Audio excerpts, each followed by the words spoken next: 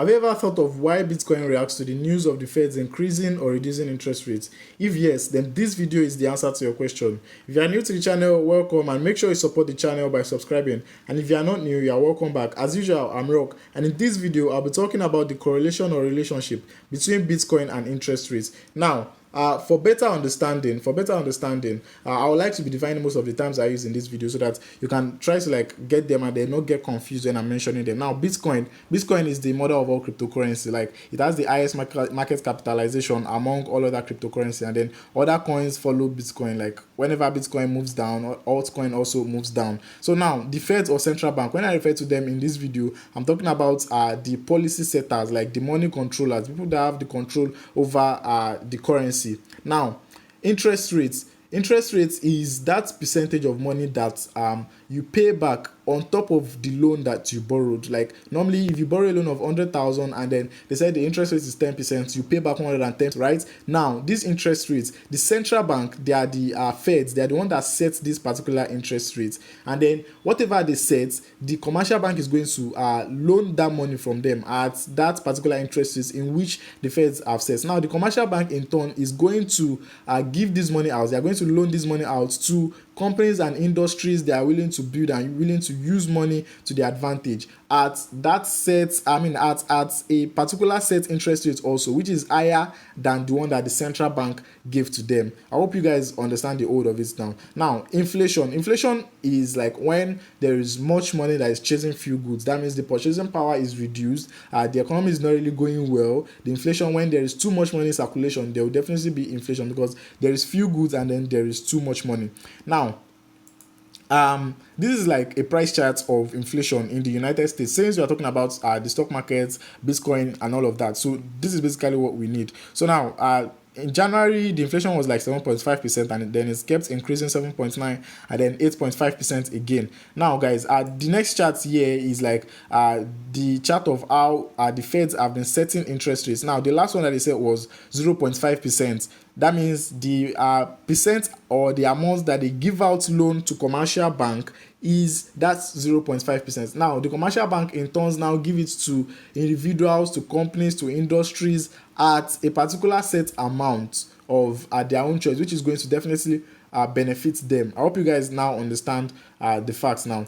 Okay, how do the Feds now control this inflation? If the inflation is high or it is low, how do the Feds control inflation? Now, this is what happens. They use interest rates as their tool to control inflation. Now, normally we know that the inflation and interest rates, they are inversely related. That means if inflation is high, interest rates should be low, and then if inflation is low, interest rates also should be high.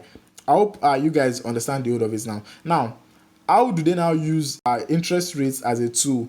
If inflation is high, the Feds, they are going to increase interest rates so that inflation can come down back, and then they will continue to be inversely related. Now, if inflation is low, the Feds, they are going to reduce that interest rate so that the inflation can also go back up, and then they will continue to be inversely related. I hope you guys understand now. Now, what does it really mean when we say that the interest rates are low? Like, what does it affect? When the interest rates are low, you have easy access to money. Like, the rate at which the banks will borrow individuals and companies money will be very, very cheap, or sometimes even at zero interest rates, or maybe 0 point something.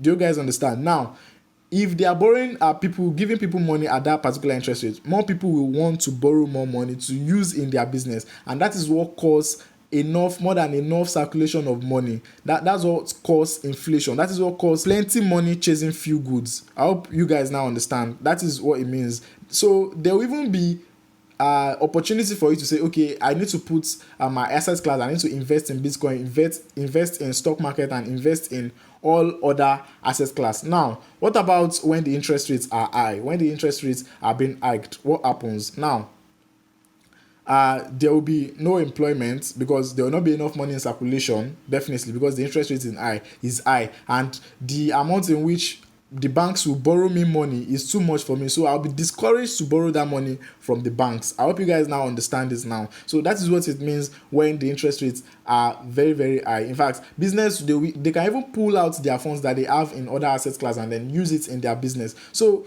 that is why in Bitcoin, when we are talking about it affecting Bitcoin, that is why whenever people hear the news, or even in stock markets, whenever they hear the news, it triggers their psychology that, okay, there is now less money in circulation. People are now pulling out their funds from the stock markets and other asset class and Bitcoin to put it in their real business, in their real life, to do normal stuff. Why? Because there is no enough money in circulation. The banks are not giving them good interest rates for borrowing. I hope you guys now understand this part of economics. Okay, I've explained how exactly how it affects the price of Bitcoin. So when next you see that the Feds announce a increase in interest rates, then you know that that is the reason for Bitcoin or the stock markets coming down. Now, I know you are going to say that Bitcoin itself, that it is the edge against inflation and this and that, but why is it that Bitcoin is reducing when inflation is increasing? See, analysis has shown lately that Bitcoin has been following stock markets closely. Like whatever moves that the stock markets make, like you can check this information with you can check it with your Nasdaq and then your S&P 500. Those are the trackers that track like the whole of the stock markets. So now Bitcoin has been following those S&P 500. So whatever moves they do, Bitcoin also do. So as Bitcoin moves, other altcoins also are going to move, which in turn affects the whole of cryptocurrency markets in general. I hope you now get a hold of how exactly Bitcoin or the interest rate affects the price of Bitcoin now. Okay, guys, that's all for today. I hope you now understand this part of economics and then how it works, and then you can be able to use this information to your advantage. Thank you for watching. See you next video.